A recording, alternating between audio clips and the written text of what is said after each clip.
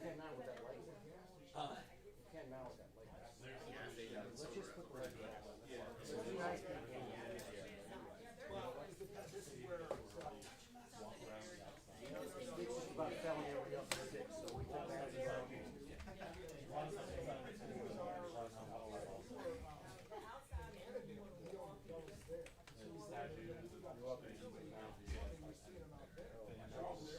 Well, you're gonna center around. I'm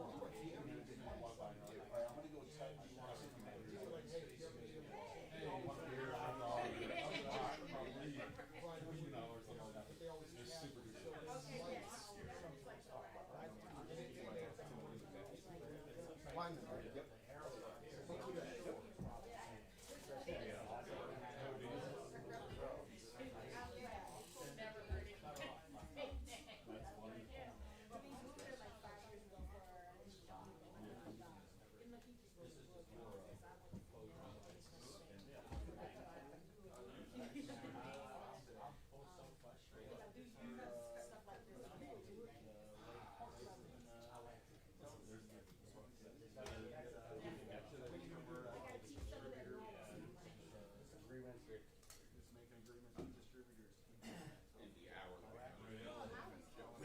Figuring all this out.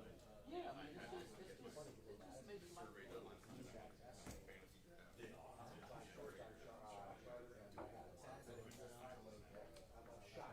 My head on hopefully this works because it's not like the one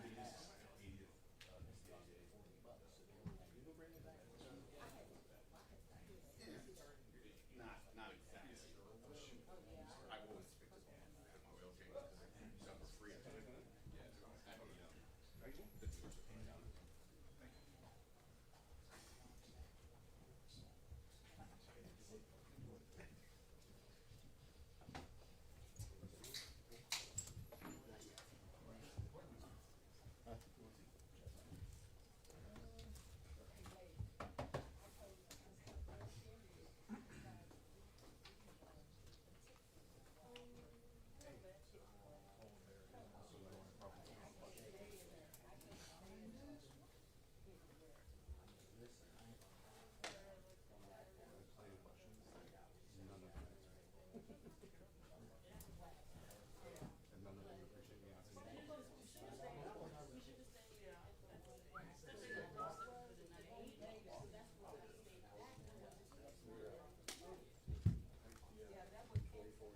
So the flights here a minute. Yeah, I want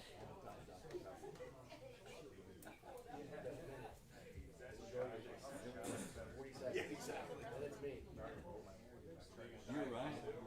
Oh, you're a winner. Yeah, baby. What's going on? You got any cable I can borrow from you, man? Do you need one? No, I'm teasing.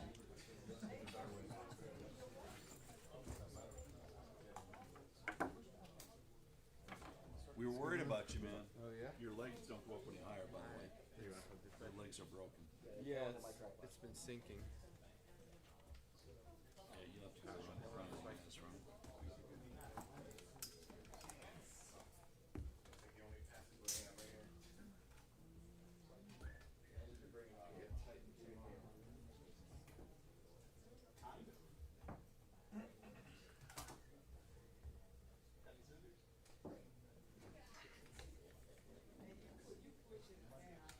How can you guys afford to leave a TVU out here?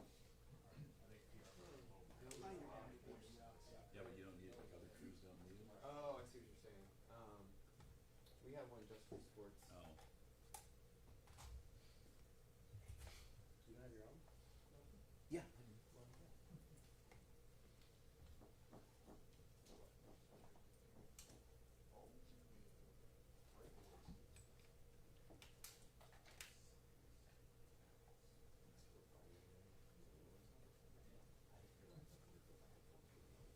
Is that a 6? Like 6? I was forgetting stuff. Things are The camera? Yeah. that one thing from sitting inside.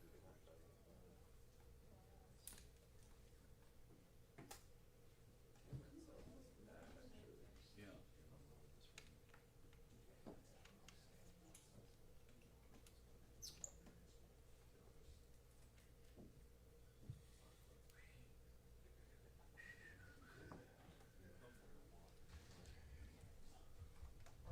everybody doing? I'm doing great. Okay. All right, new season. So it's always good to start off in the division, in my opinion. Start off the right way, playing New York. It starts with the play caller. Mike is going to call it, and he has flavor from Kansas City. But what they've been doing there, I know he's been a trusted guy for Dayball for a while. So I don't anticipate too much being different, but we're going to do our due diligence there. The quarterback, Russ, has experience of being one of the best deep ball throwers in the league since he's been in the league. And so with the weapons that he has outside, that makes it a challenge. I think Tracy is a really good runner. He has patience. He has really good contact balance. He can find the cutback. Really good patience, and the lines working together from this preseason to create those holes for the runners. So it's going to be a good, fun challenge for us, and we're excited. We're excited to finally get into football and games that matter. Not saying that preseason doesn't, because it does in its own right, but these games start counting for what we're trying to do. So with that, I'll have any questions. With Malik Neighbors, what makes him so dangerous as a receiver, and do you feel you're better equipped to defend a guy like that this year? What makes him dangerous is he's a really good athlete. Okay, to run after the catch is what he probably does best. Once he gets the ball in his hands, he is very dangerous. He can lead people. He has power to run through arm tackles. So that makes him dynamic. He can catch the ball in different planes as well. He's one of the better young receivers in the league. Are we better equipped to cover him this year? We'll see on Sunday. Along those lines, what do you like about that secondary from what you've seen this summer?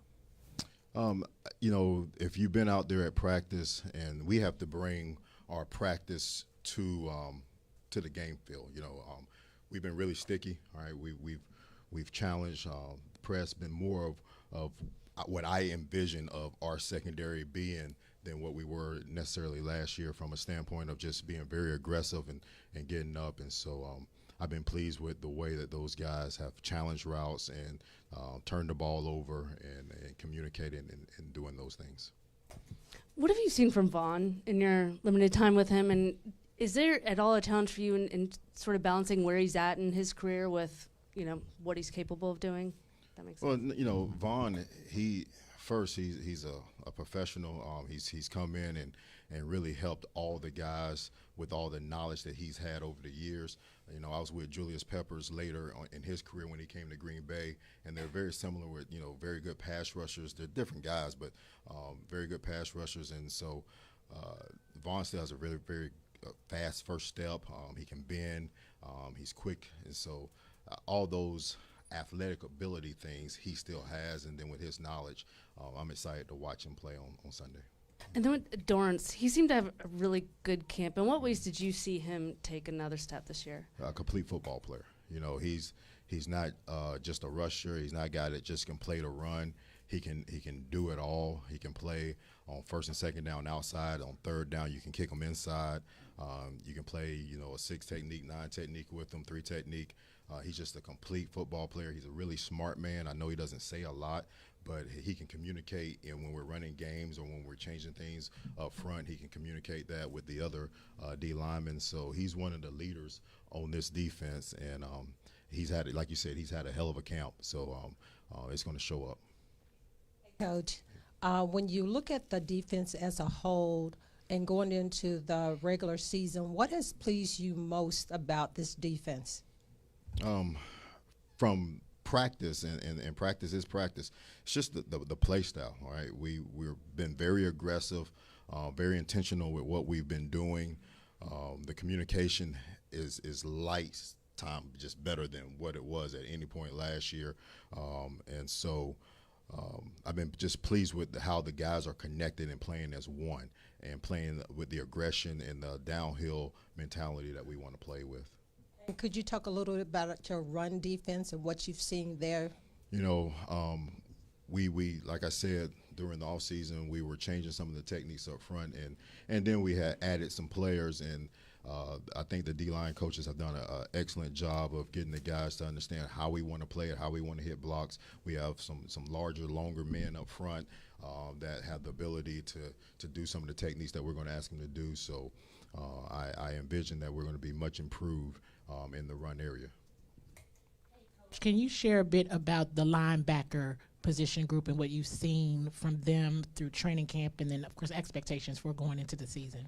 You know, when you have Bobby and Frankie, you know, leading the linebacker core, I mean, they're two of the best linebackers in the NFL. And so that's basically what you've seen is those two guys bonding together, working together. And then, you know, Jordan missed a lot of training camp, but he has, when he comes back, he's just picked up where he left off, which was in a good place.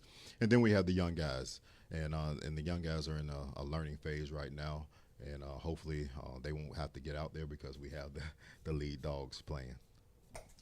Hey, Joe, good morning. Good morning.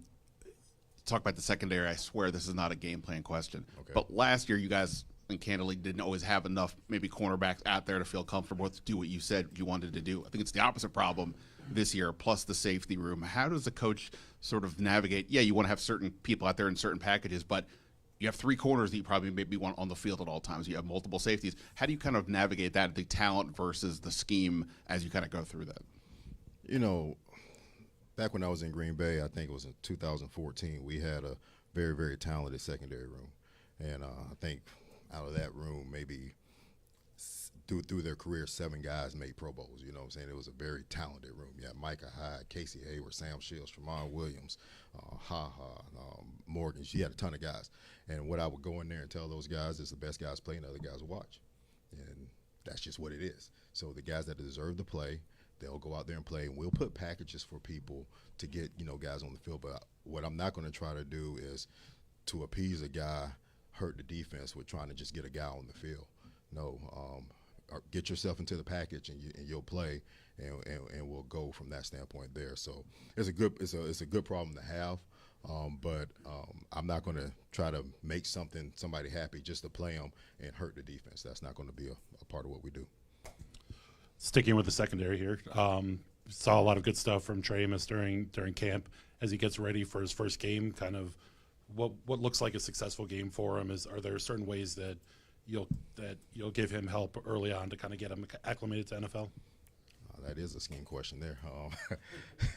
You know, Trey had a good camp, okay, and we're and Jason Simmons has done an excellent job with him, and we're gonna put him in positions that are beneficial to him. But you know, I'm not going to tell you if we're going to help him or not. He you know, we'll see that on Sunday.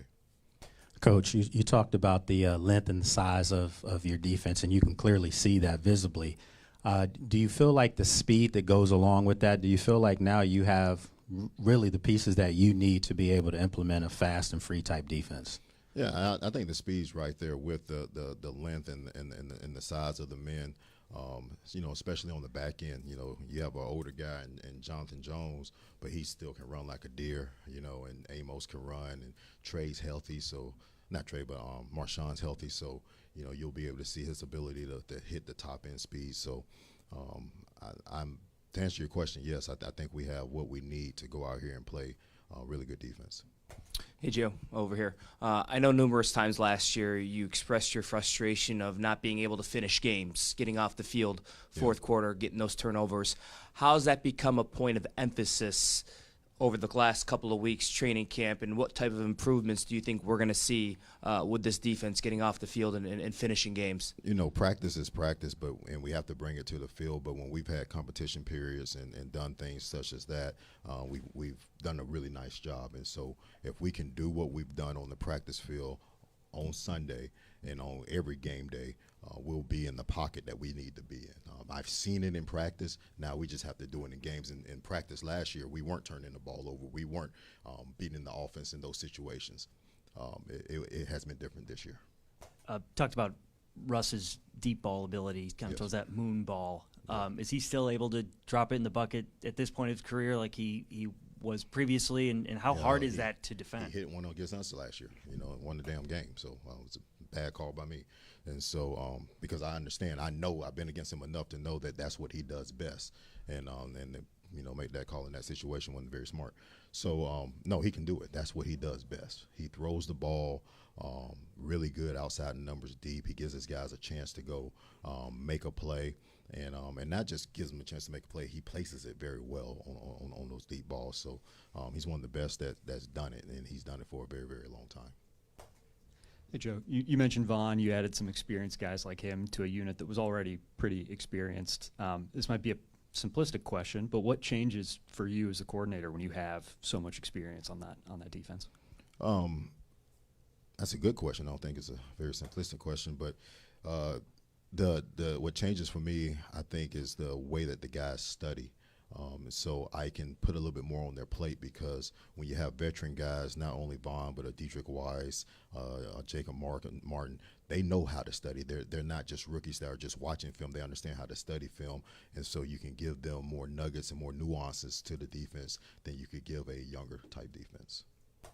Joe, do you think you've added more playmakers to take the ball away more this year? Is that something you'd like to see? I would definitely like to see us take the ball away more, but we'll see. I think we've turned the ball over a lot in camp. We've had a number of interceptions. We've punched the ball out, but that's practice. Okay, all right. It has to translate to the game. Am I confident that it will translate to the game? I am. All right. But until we do it and do it on a consistent basis, it's still up in the air. But we have to do it. Appreciate it, Coach. All right. Y'all have a great one now.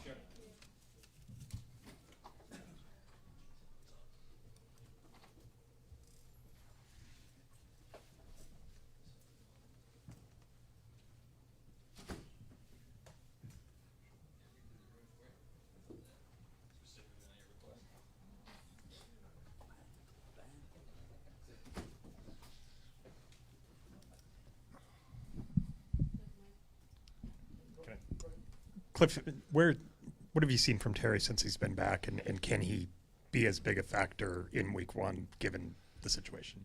He's been great, consummate professional, as you can imagine, and is in really good shape. And the connection with him and Jaden that was built last year has seemed really good so far. So we'll kind of see how the game goes, but been really impressed by the way he showed up and the way he's operated so far. I'll stick with wide receivers. Debo, obviously you probably had an idea of how you were going to use him when you got started. I'm not trying to ask like scheme questions, but has anything changed in the thinking with your usage of him, or things you can do having been through training camp with him now? The only thing was just his skill as a receiver. You'd seen him in so many different roles and different things. I think he's really good as a receiver. Like if he just played receiver and we didn't have the other stuff, the screens and different stuff that he's become known for, you would be really impressed. And I guess I hadn't studied him enough to know just how dynamic of a receiver and how skilled and polished he was at that position. So to see that has been awesome. And I think Bobby Ingram's done a tremendous job kind of building that relationship, and they have a good thing going. I mean, you get familiar with a few of the 4 running backs on the roster from last year, but new look room, first week, as you're going through a game, and one running back, let's say, has got to go in early. Like, are you a believer in a hot hand, like sticking with a guy that's looked good early, regardless of where they're on the depth chart? Yeah, I think there's something to that. We have 4 guys that we feel really comfortable operating in really all phases of the game, and that's a great feeling as a play caller. And so I think all 4 have shown what we needed them to show this camp, to have all the faith in the world that any one of them can go out there and execute at a high level. Hey, good afternoon, Coach. I know you guys come obviously in with a game plan, right? Everybody does. But as the game flow goes and adjustments need to be made, when it comes time to take a big shot, how much of those decisions are kind of planned, throughout the game, and how much of those are kind of like a vibe you get in the moment? You're like, you know what, let's take this shot right now. Yeah, a lot of it is, I would say, player based. Like if you're getting the information from them, we got this or got that, that to me is always the trump card if it's going to work or not. Even if you don't think it's a good idea, if they believe in it, they usually make it work. And so I think I get a lot of my information from those guys, the quarterbacks, receivers. Hey, they're playing me like this. I think we can hit this, and kind of take it from there. We have a great offensive coaching staff as well that has a lot of information, a lot of guys who've been former play callers, which really helps me at the same time. We're getting lots of information throughout the game that helps me in determining when to take those shots and kind of what is the best shot to take. Cliff over here. Cliff. Obviously, during a course of the game, there's going to be situations where you're probably going to have an Austin Eckler, a Jaden Daniels, a Deebo Samuel on the field at once. Swiss Army knife type players that can, multi-dimensional type players. What does that do for you as a play caller, knowing their versatility and the way that you can utilize those three athletes? Yeah, it's huge. The NFL is about finding matchups and mismatches and trying to take advantage of them. So having been in Arizona, I had to watch that for 4 years with Christian and Austin, and it's tough when you don't know what the personnel group is and who's out there and what they're doing and who's at receiver and who's at running back, and so that can definitely be a unique challenge to a defense. Cliff, I know obviously you worked a lot with Jaden last year and doing those walkthroughs and all that, but what are the conversations like with him in those situations this year compared to last year? How much deeper can he go because of that experience? Yeah, I think just the comfort level. He's very open now to, I like this, I don't like that. And I think when you're a rookie, it's kind of like, yeah, I'll do it, whatever. You call it, I got it. And now I think we're really on the same page as far as like what we want to get accomplished. And if there's something you don't like or there's a concept that's not working or not clicking or we don't think this guy can do it, then we'll throw it out. So I just think the back and forth has grown a lot with us getting to know each other more and him understanding now it's your show. Like, I'm just along for the ride. So let's set it up the way you want. Been around other players throughout your entire career who have had a lot thrown at them because of the fame or whatever. How have you seen him handle all of that? Yeah, he's been phenomenal. I mean, all the conversations are still, he wants to talk about football and how do we get better and how does he get better. And so that hasn't changed at all from that perspective. What makes Sean Bates so good at blocking?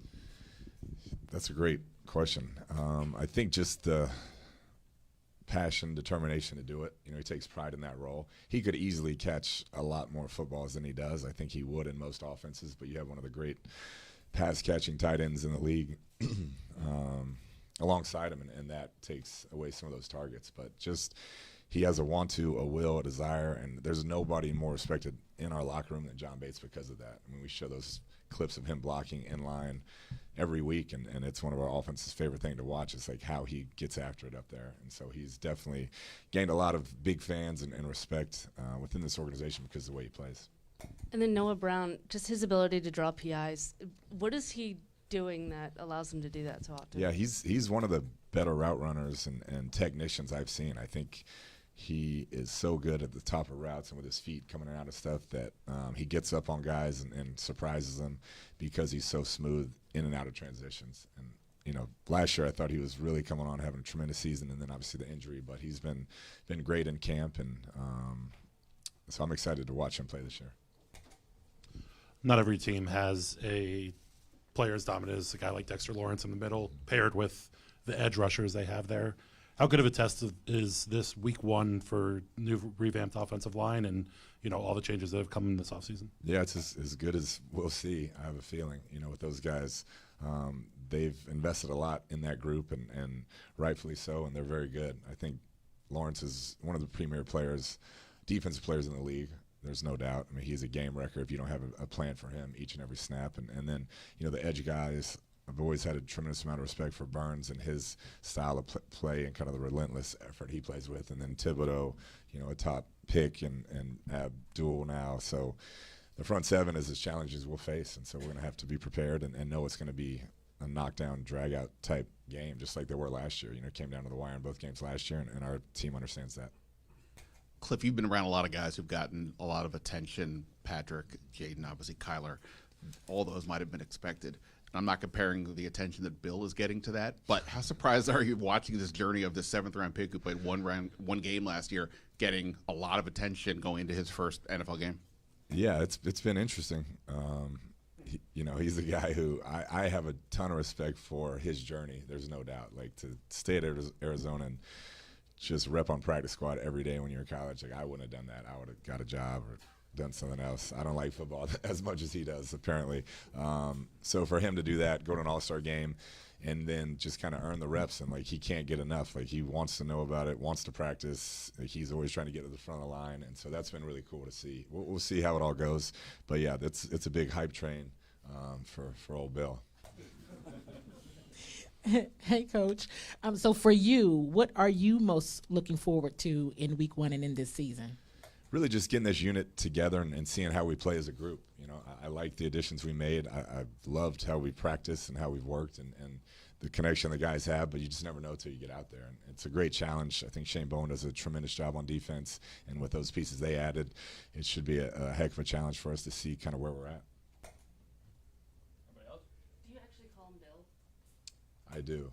Yeah. I thought, true story, I thought Coach Lynn had lost his mind because I didn't know his name was Bill, or he went by Bill, and Ja'Cory can't be any farther from Bill. So I'm like, I was talking to the coaches, being, hey, did y'all talk to the rookies? And he's like, yeah, I talked to Bill earlier. And I'm like, dude, we have left the reservation. And then we found out that he goes by Bill randomly. So, yep, appreciate y'all.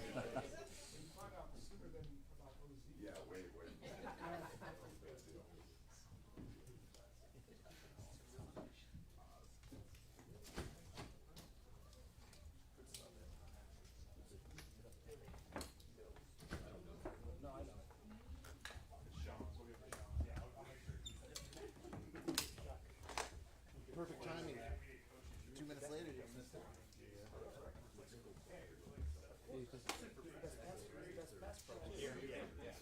What's going on?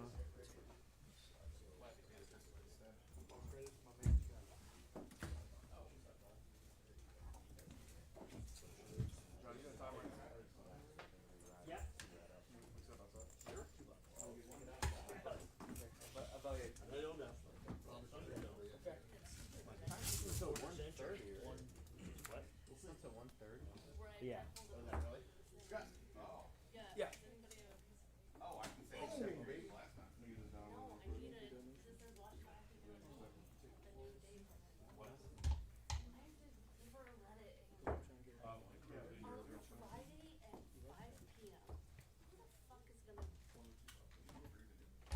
I agree to do it, but nobody's dumber than to like ask me questions. Like I'm dumb for doing it.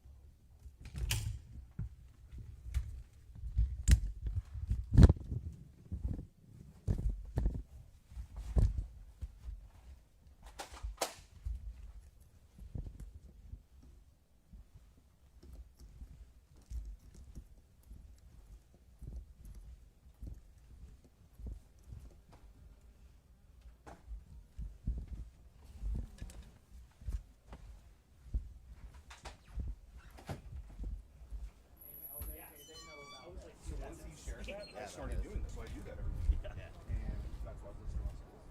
So what's funny is the next week I have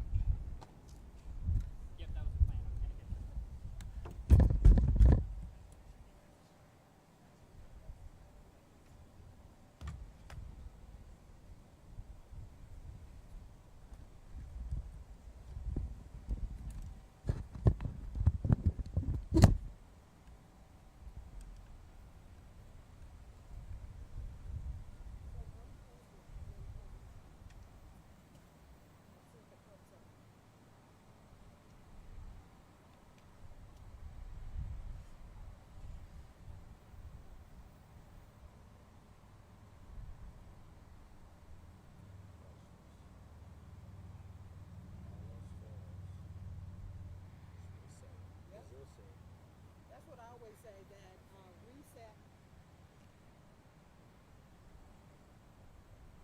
What is this? This is phones. Output. So this should go. You know what? I think I know what's going on.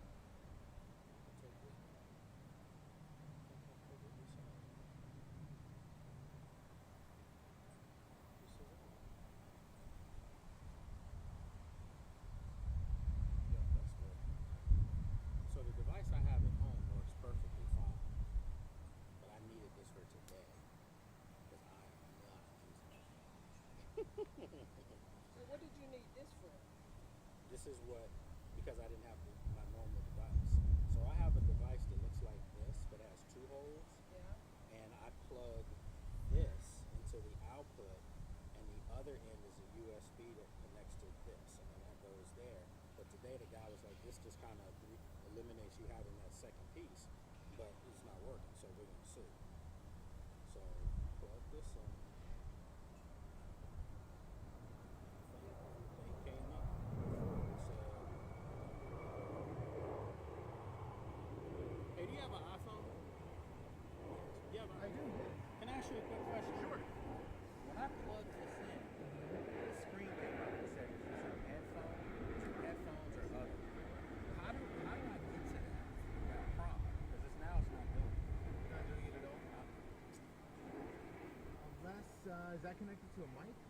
Yes. This thing? Okay. So this is my my receiver for this. Because you could always try either turning the phone on and off. I said I just did that. Oh, you literally did? just Or the now. mic.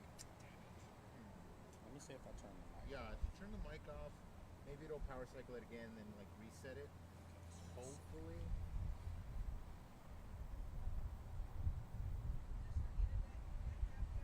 Yeah, you have some Wi-Fi bars going on there. Let me see if I do it. Yeah, hopefully. Yeah, usually I just plug in and plug back out. Or general the settings. So I'm wondering why this doesn't work. So I had I've used my phone with this as opposed to my camera in there. But at home I have this plugged into, and I have the piece in there. It's like a looks like a USB on the end, but it has two holes on the back. One's input, one's output. I plug this into the output, and then the USB part plugs into a USB adapter to this, and it works perfectly fine. This isn't working. So I'm wondering, should I put this, just for the sake of doing this, I'm thinking I might need to put this over into This one. into output. Yeah, definitely Yes. put it in output. Yes, yeah, 'cause it's Because it's outputting to that. But see, the irony is my one at home, I don't have to. I just, it stays through the phones, which is crazy. Because if this is your output Well, I mean, it's just for to this. here, It might and just this be is for your this. input. No, it just might be for this one piece. I think that might be what's going on.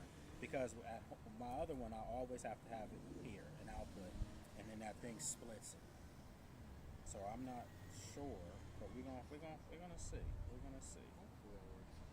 not, you better hold that big camera. I do not want to go get that Or camera. go to your car. All right, so I'm gonna walk over here.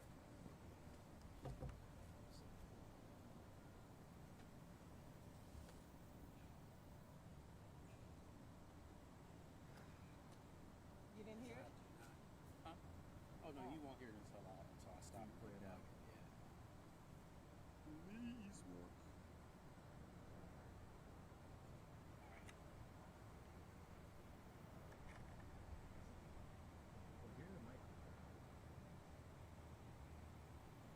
Is it the channel? I'm telling you, it's got something to do with that. Yeah, because I know this plugged in over here for sure. Because now I'm thinking it has to go on input. Because that is outputting To an To output. that. Right, right. So this has to go over to the other side. So whatever you hit when they said earphones or whatever, maybe that's did what it is. That's what did it. And I just gotta find a way to. It has to be somewhere in settings. I don't know where, but maybe headphone or accessories. There's got to be a setting. You could check that out. And like, there's always a way. It's just Apple is so difficult like that. It's so simple.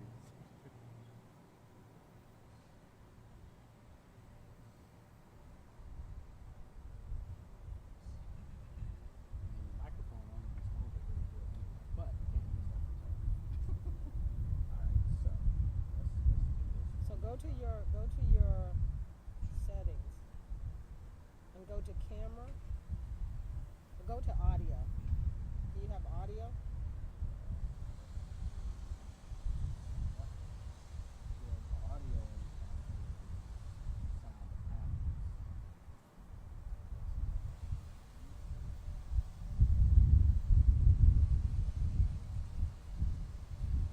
Yeah, because you had your sound all the way down, your audio all the way down. Yeah, but that was just for ringtone. For the ringtone. So let's.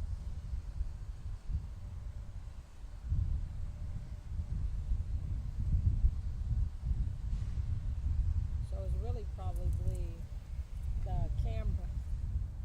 It's nice out here. but- On? Yeah. Can't get stung by no bee. It'll be game over.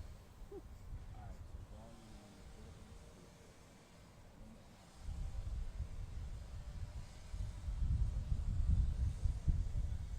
So it's not really that. It's really going to the camera part.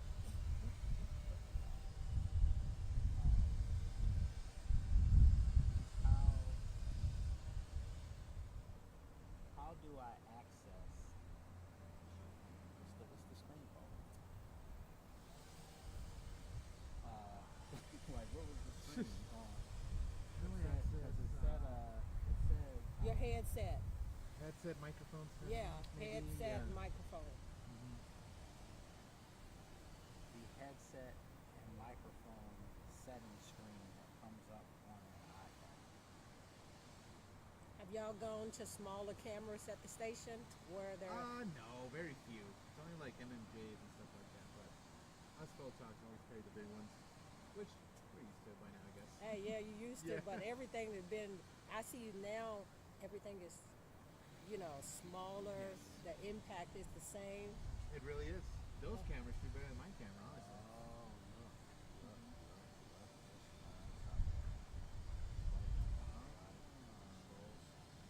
Yes, that could be it too.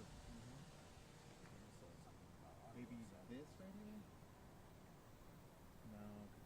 Well, it could be that. Go hit the camera. Tap open control so you can tap an audio output icon speaker AirPod icon. Yeah, that's the one I clicked on there. Yeah. Yeah. So it's that one right there. Nope. It's now specifically that you have to press that, and then that should give you everything that's connected to the iPhone. Mm-hmm. So hopefully, when you plug that in, that pops up there, and you can just select it. Headphones. It's not headphones. So you got to take it off. It's trying to make me think this is headphones.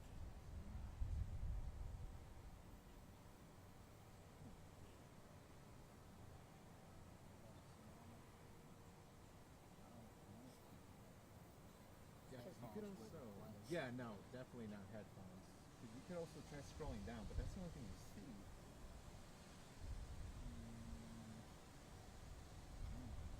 look at this. Let me see this. Wait a minute. Because it's not letting you take that off. And your receiver is on right now, right? Yeah. Turn your receiver off and turn it back on. Yeah. That one was on.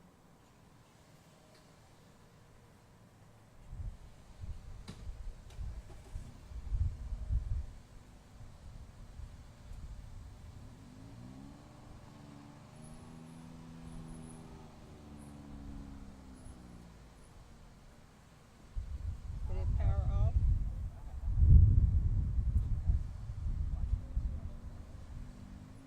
It's right here. I don't like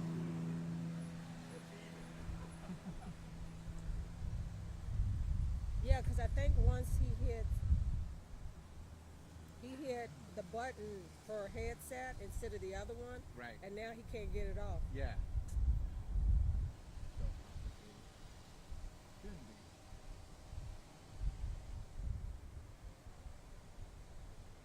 So I cut this off. So hopefully, once he plugs it back in, then he should cut it back on.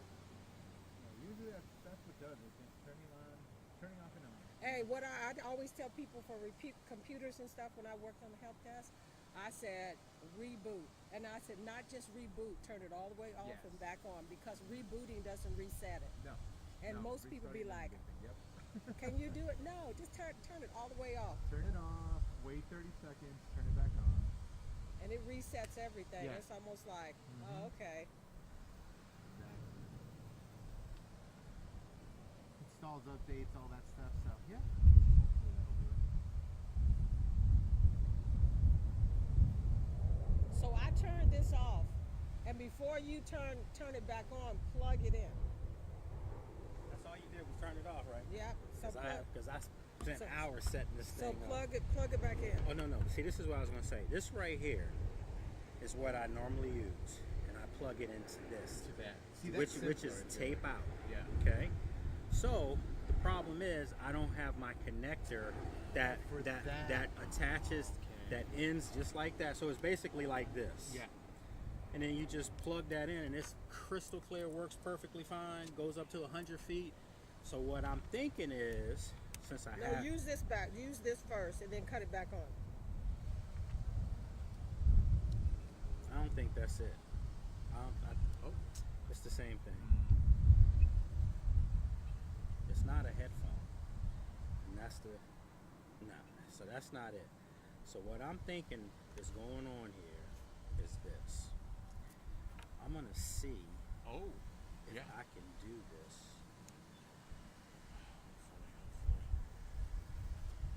Oh, come on. Did you see that? I did see that for a second. For a quick. Something else split up. Shut up. That's what we are. That's what's going on. It's that one little subtle. Mm-hmm. That little setting That doesn't go in that there. just freaked it out. Yeah. Dang, that's all I need is the adapter. I'm gonna take this thing back. So turn this back off again and see, can we It's not take plugged this into off? it. Oh. No, it's not. It's not that. It's a setting that's not being met. So basically, whatever they have in this thing, this red and green, it's for a reason. So, because this is all I do. I plug it right here, plug it the in, and that's adapter, it. and then Yep. bang, it's go time. But before it came up for you to be able to select. Oh, I never had to even do that. It just bypassed all of it. Like, this is a first for me going through all this stuff. But something literally just now did try to. So do on your phone and say, how do you take the You know what? headset? Let me try this. Let me see, just out of curiosity, if I need to put this over in output. Because this is out, tape out. Tape out and then in. Oh, you're right. You're right. So maybe we're going to find out. Yes, that might be it. Come on. Oh, come on. And that's exactly what it's trying to do. It is. That's exactly what it's trying to do. So let me do this real quick. Hold on real quick. Hold on. Let me do this.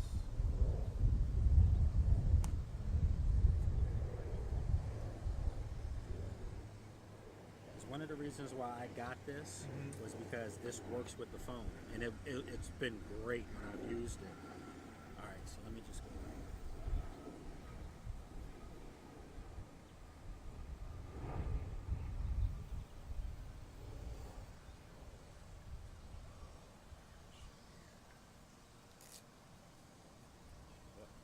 Fingers crossed.